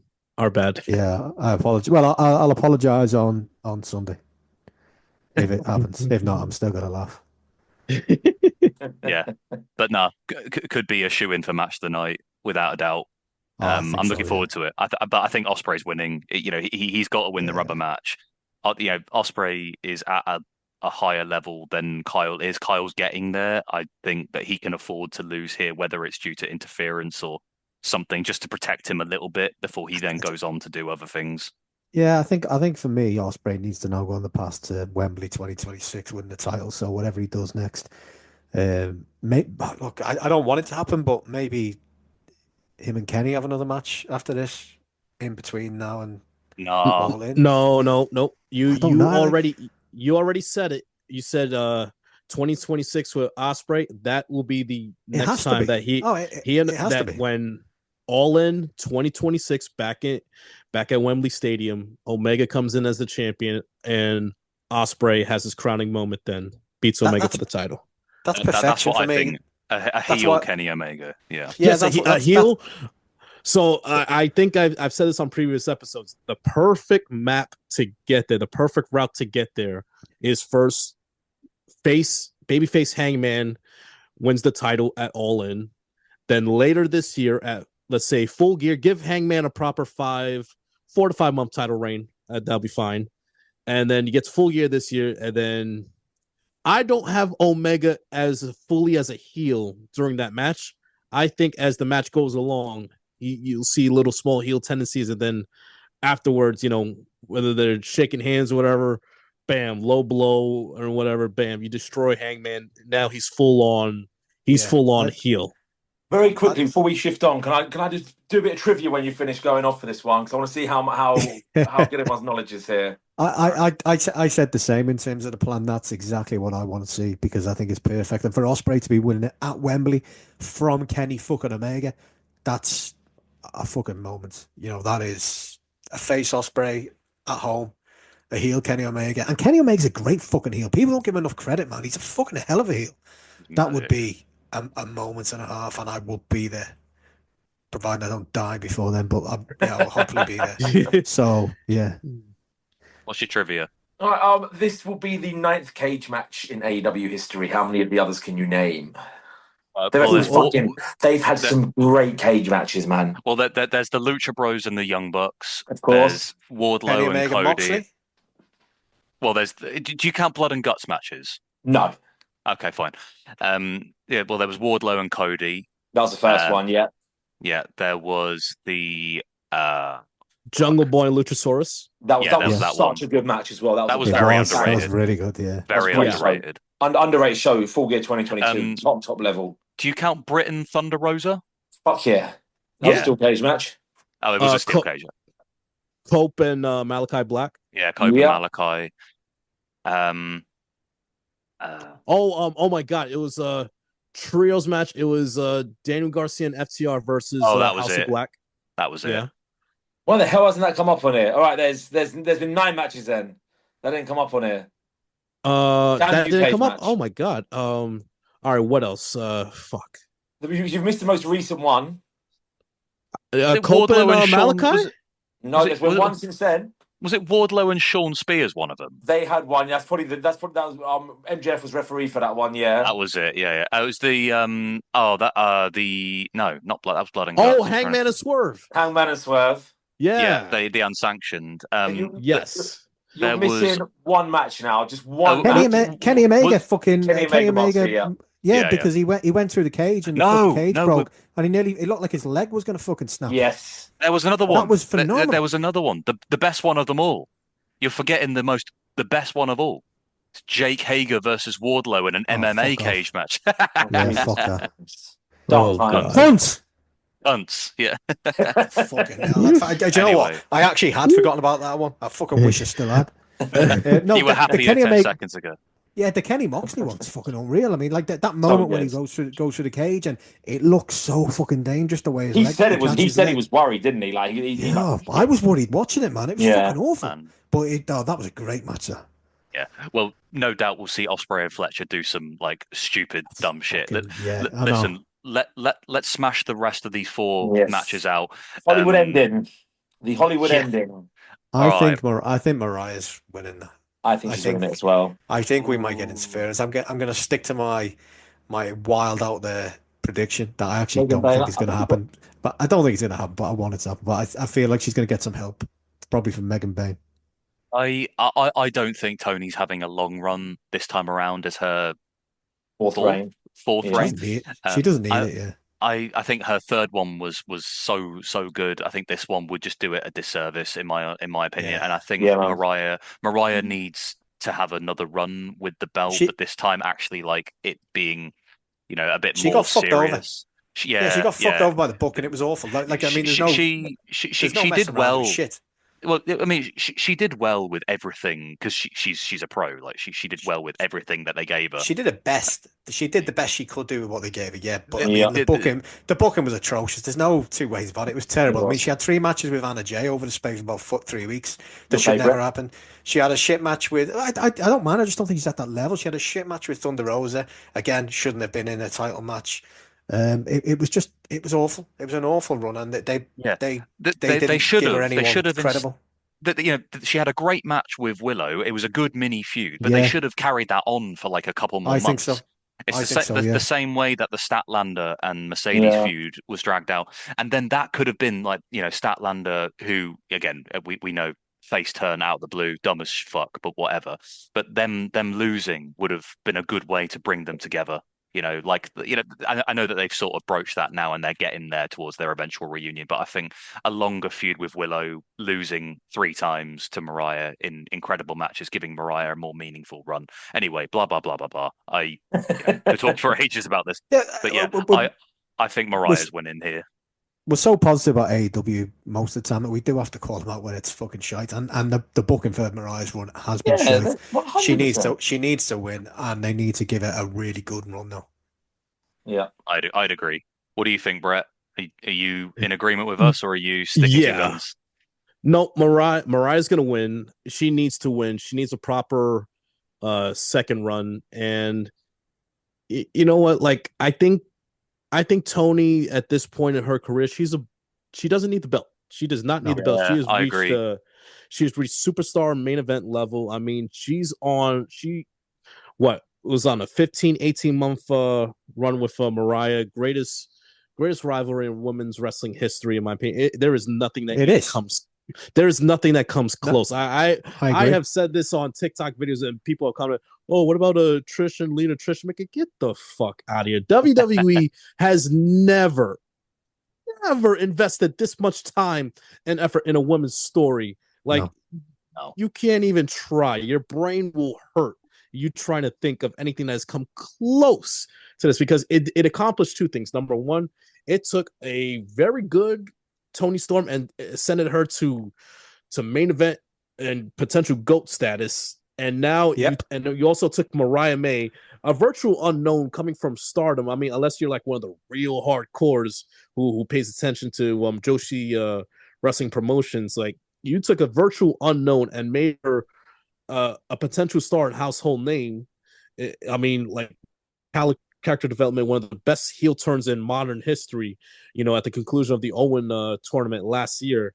I mean, and she hasn't even scratched her potential yet. So, like I said, this is the greatest feud in women's wrestling history. It's not even close. Like, I mean, argue with the wall next to you.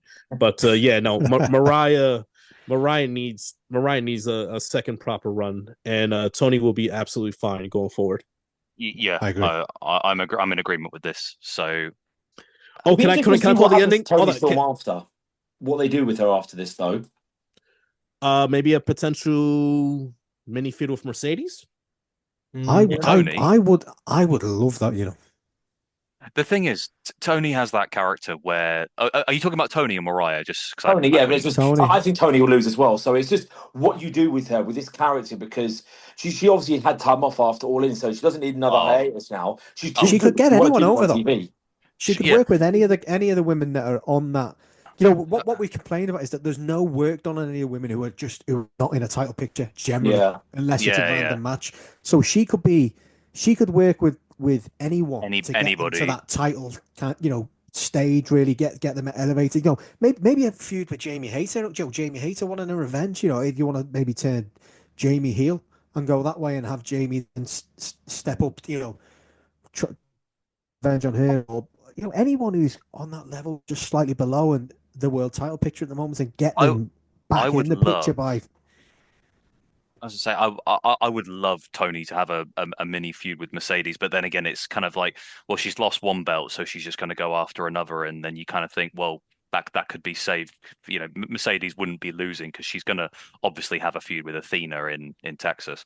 But no, I mean the screen, the stuff they do on screen would be fucking gold. Like, Mercedes with the CEO stuff and Tony with her, timeless character would be just fucking jokes. I'd love it. But no, I think Tony and Megan Bain. Tony could make a really big star out of Megan Bain. I think that's a good one actually. That actually would work really well. It would be really, she could do some of her skits, but give Megan Bain a platform to sort of really flesh out her character a little bit, and just destroy Tony. That would be a really good way to make Megan Bain a fucking star. and then like doing the whole sort of Megan Bain stays undefeated and just beats everybody, like the whole roster, like That what they needs to should happen. have done, like what they should have done with Camille, but Megan Bain's like twice as Yeah, talented. So before they fucking decided after about 6 weeks to let her lose a random match, yeah. I think do that next. Get Megan Bain over, and Tony can afford to take the loss because she shouldn't lose for a year, characters. Megan Bain. Yeah, I wouldn't. She agreed. shouldn't lose for a year. And whoever beats her is going to be made because, I mean, it could be.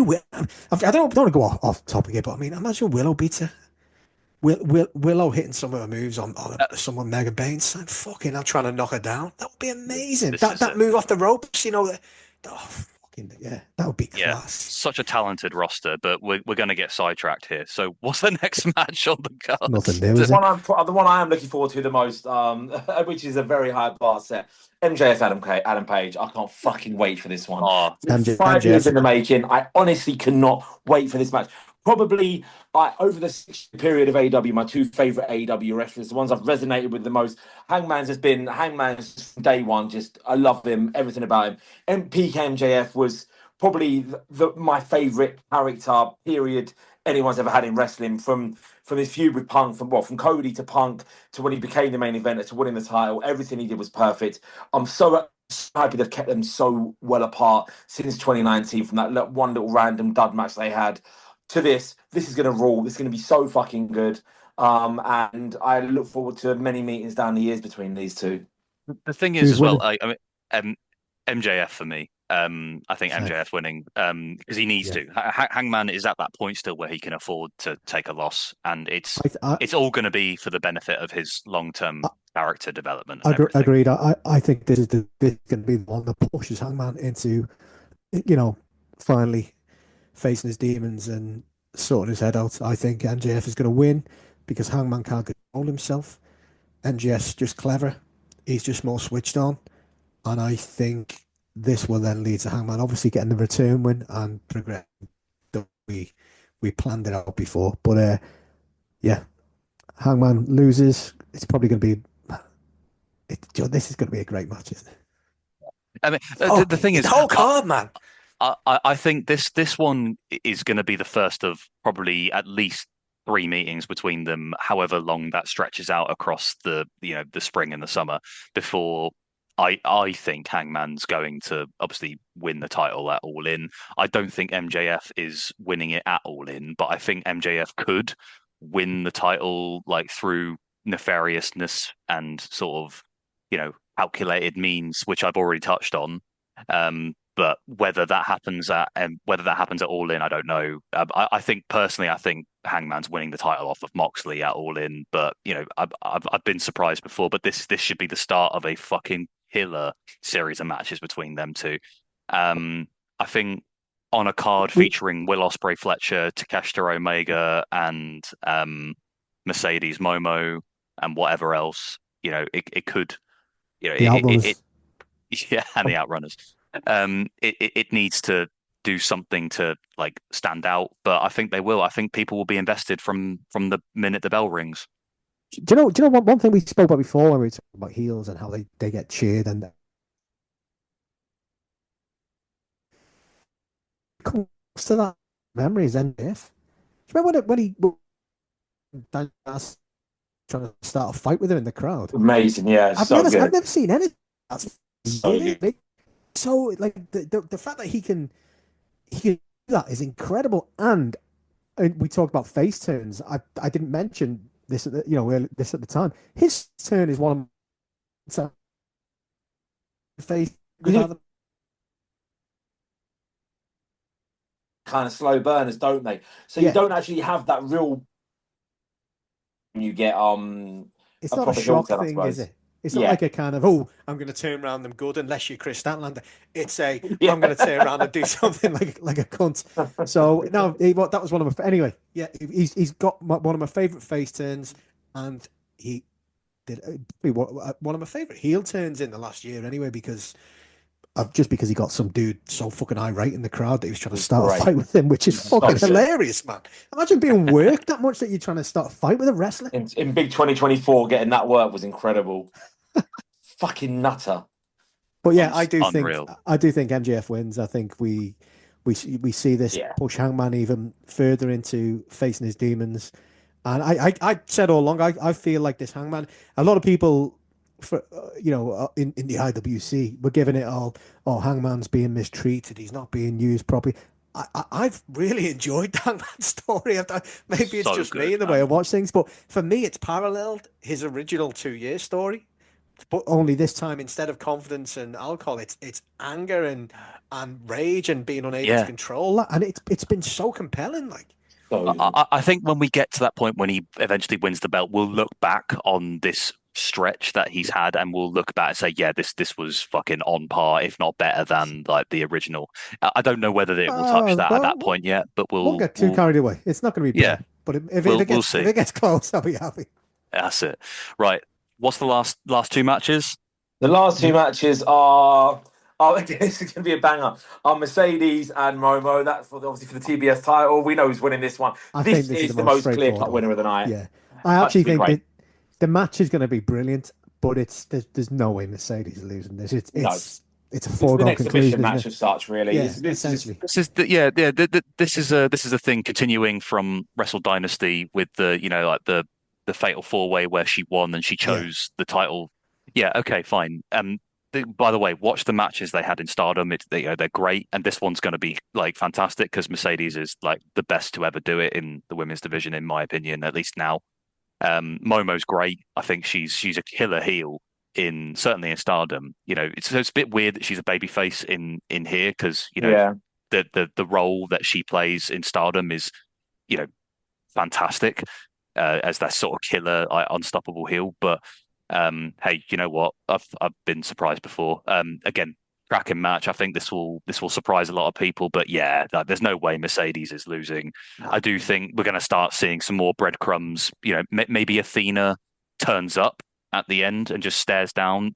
No physicality, no kind of shenanigans. They just stare down and then they look to the all-in sign or something, and then they just sort of say, "I'm watching you" or something like that. I think this is a bit further down the line. I don't think Athena turns up until Mercedes has battered Billie Starkz. I think that's when we get her. Maybe you're right. Maybe you're right. But at the same time, I mean, have you seen they've gone back and forth on Twitter as well the last day or so? Yeah. This is it, and everyone is like hooked.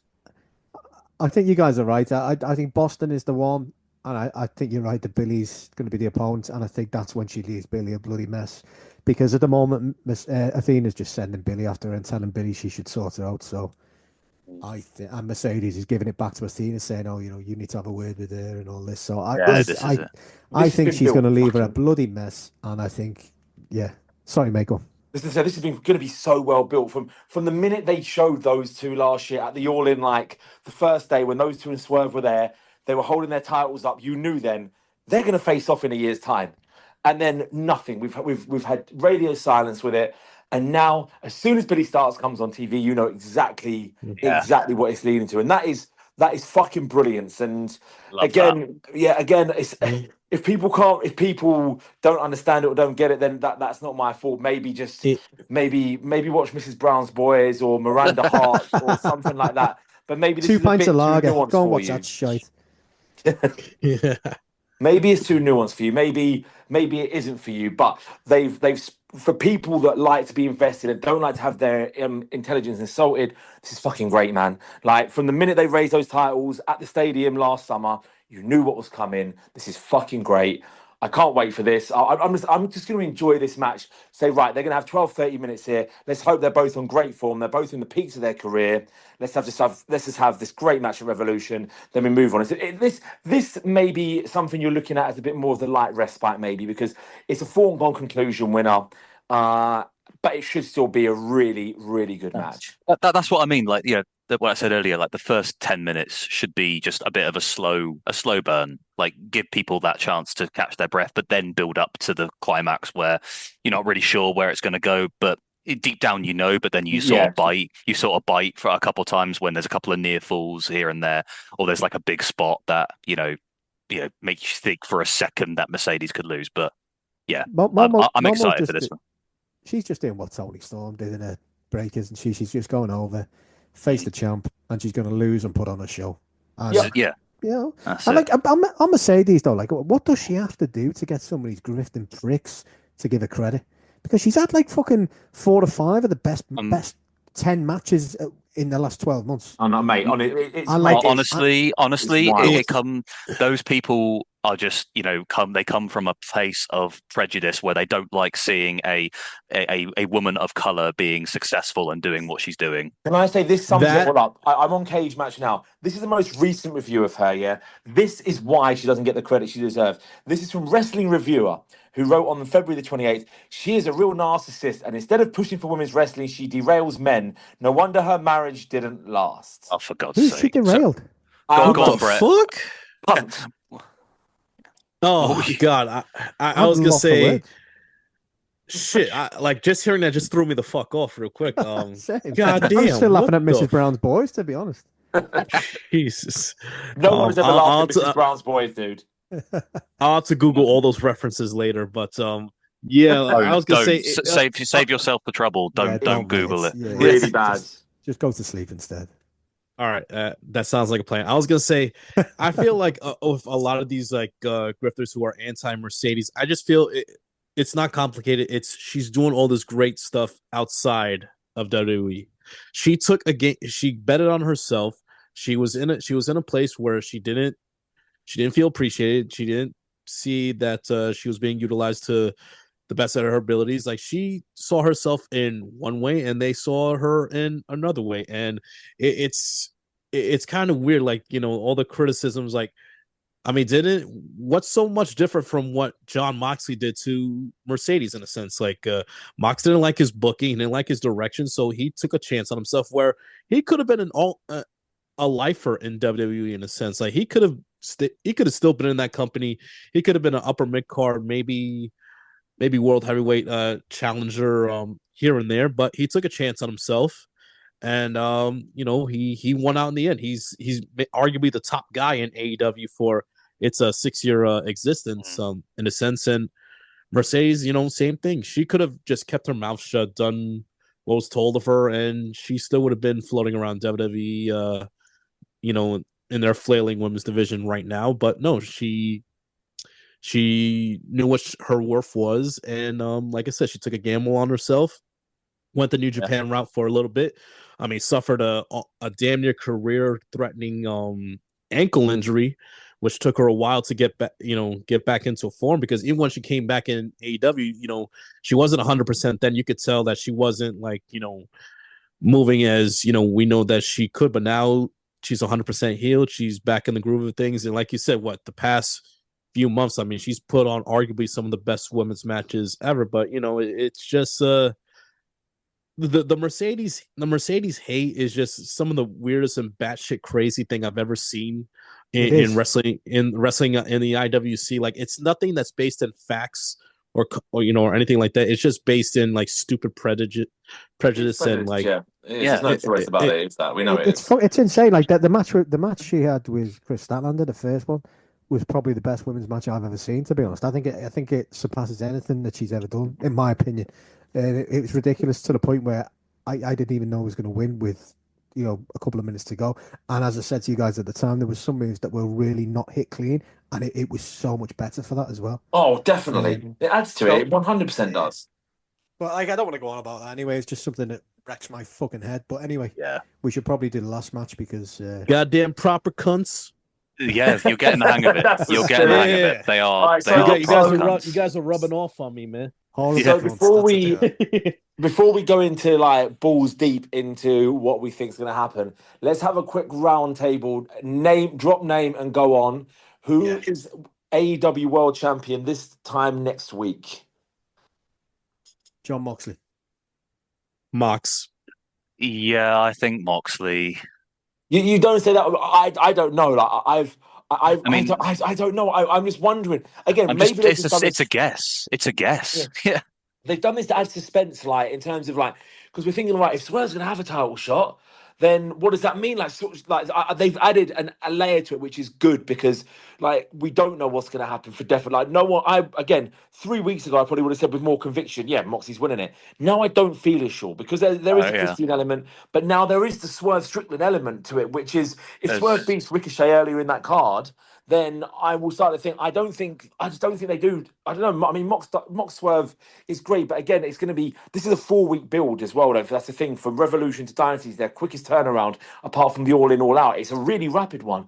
AEW don't. They do struggle when they rapidly do things. This is why Revolution's been built brilliantly for over 2 months, and it's been the most fucking fantastic build. So one of the things that I didn't touch on, when we were talking earlier about it, is that there is someone else. Like you know how Cope's obviously been taking out all the Death Riders, and I think come this time, when this airs, we'll probably know for sure like that Wheeler Yuta is not going to make it to Revolution. So Mox is going in like 1-on-1, but that doesn't mean that he doesn't have an ace up his sleeve. So that's true. There's someone Orange Cassidy. Yeah. But the one that people don't know or they've forgotten about is it's obviously Jack Perry, isn't it? Moxley called him a good kid, and Perry's elite allegiance could be used to sort of swerve those expectations. No pun intended. Episode 16, and I called this. David Arquette is in leagues with Jack Perry. It's playing out. I'm telling you. It's playing out. Yeah, just close your windows. Just whatever you do, just There's also the added caveat of. There's the history with Jack Perry and Christian as well. That's the thing, and I've touched on this about how at the end of All Out, obviously Christian was coming down, and Luchasaurus and Jack Perry had that little moment, didn't they? They had like a little look. Luchasaurus had taken out Danielson after the match with Jack Perry. They had a stare down. Christian was going to cash in, but then Mox stepped in. Like Christian's not forgot about that, but Mox would have gotten to Perry before then. And you can start telling some more, foreshadowing some more things this way. I also think FTR are turning heel, and they could cost. Everyone turns. They should do though. But I didn't think about that though. That's a very good point because I think the time of that Jack Perry's had away, it would be a good return. Agreed. And Luchasaurus is fit and ready to go. And if he comes down with Christian and Jack Perry turns up to stop him taking that title, taking that cash in, and Christian turns around and Luchasaurus grabs him by the throat and chokeslams him. I mean, like they've not made up. They were enemies, but regardless, Christian has treated Luchasaurus like fucking dog shit ever since day one. So that would be fucking good. That would be a good way to get rid of this stupid fucking cash in that these, he just maybe eats the contract or something. Just do something. As I say, I do like the idea of Christian having a crisis of conscience and trying to help Cope instead and losing everything. What I'd like to happen is, it's just chaos. Referees out, no Death Riders. So chaos. It is. Cope goes to try and do something, but the referees nowhere to be found. Then lights go out. Jack Perry comes out, debuts, and starts beating the shit out of Copeland. FTR turn up as a means to try and help him, but they join in on the fun. They beat the ever-loving shit out of Copeland. It's the three of them, and then they get the referee, and Moxley wins, and then they still continue it. But Christian looks like he's about to cash in, but doesn't because he's trying to help Cope. He says, I can't sit by and let this happen. But then you leave, you end the pay-per-view with Christian and Cope on the floor, with Death Riders, newly heel FTR, Jack Perry, and chaos. And it's proper. The tag champs come out to try and help him. The Outrunners come out to try and help them and fight off FTR. Chaos, one of you guys might have suggested this, and I can't remember if it was or it was someone on Twitter, but the idea, like, build-wise, Jack Perry and Wheeler Yuta are not too far off. Wheeler Yuta is going to be out, he's going to be missing. Someone, I'm sure it was one of you guys, suggested, what if someone in a mask turns up and hits a psycho knee? No, and we just assume it's Wheeler Yuta, and it's Jack Perry. Imagine, I'd love that. Oh my God! Hold on a sec. Comes in with a mask, hits the psycho knee, starts pointing his hands up in the air. Yes, Yes. Yeah, Yes. yeah, Takes yeah. off the fucking mask and is Jack Perry. Oh Imagine. my god. That I'd would love get that. some serious fucking heat. Yeah, it would. Oh. Oh, it would. I I'd might love throw that. something. Remember, I'm gonna be there live, and I think I'm sitting close enough where I could throw something that will hit the ring. Can of Pepsi, go for it. Yeah, just do it. Yeah, buy an unopened can Jack of Pepsi. Perry comes in the Pepsi Man fucking outfit from the old game, literally a fucking one of them morph suits, but a Pepsi one, and he hits the Psycho knee, and then hits a fucking GTS, and then takes his mask off, and it's Jack Perry, and the crowd start booing. Oh, the thing is, buckets. Oh, mate, the thing is, this could go so many ways, and I'm going to be It could properly be invested. so bad though as well. It could be, yeah, it could be so terrible, but it could be I feel so like great. I feel like there's no in between. It's either going to be very good or very bad. Well, yeah, but I would be disappointed if the Death Riders story doesn't get some like kind of intrigue. Like, there's not a new member or something, or the big turn or something happens. I do think there's Christian shenanigans like seem obvious here. There has to be a new member. We've been this seems for like this the perfect. This seems like the perfect chance to bring it all together. Where Hollywood, baby. You start the exactly Christian and Hollywood Jack Perry. Yeah, Hollywood Jack Perry. You know, David FTR, Arquette. Luchasaurus, David Arquette. You guys thought I was joking. You thought I was just making these numbers up, pulling them out my ass. I'm telling you, it's fucking happening. Hollywood. We're going to get a triple cage match, a fucking dynasty for the world title. Let's do it. Book it. It's no. Joe, one thing I didn't mention before is I actually think the Young Bucks could return as well. They could actually, yeah, LA, that's a shout. LA, the Young Bucks return to help Kenny Omega when he's having the living shit beaten out of him by the Callis family, possibly with Gabe Kidd, because he's still knocking around. He's still in America, isn't he? So who knows? Love it. Chaos will ensue. Watch how this. And it should be. We've got so many shit hot ideas for ending Revolution. So watch it end with John Moxley winning cleanly, and they go straight off there. With no new Death Riders members. No Death Riders at all. There are eight matches, and 7 of them I'm literally just going to get lost in the match and enjoy the matches. The main event, I'm just like, right, skip to the fucking end now. Like, I don't need to see the pay. Like, you can't even do a no holds barred match now, which this kind of needs to be because you've got that with Mariah and Tony.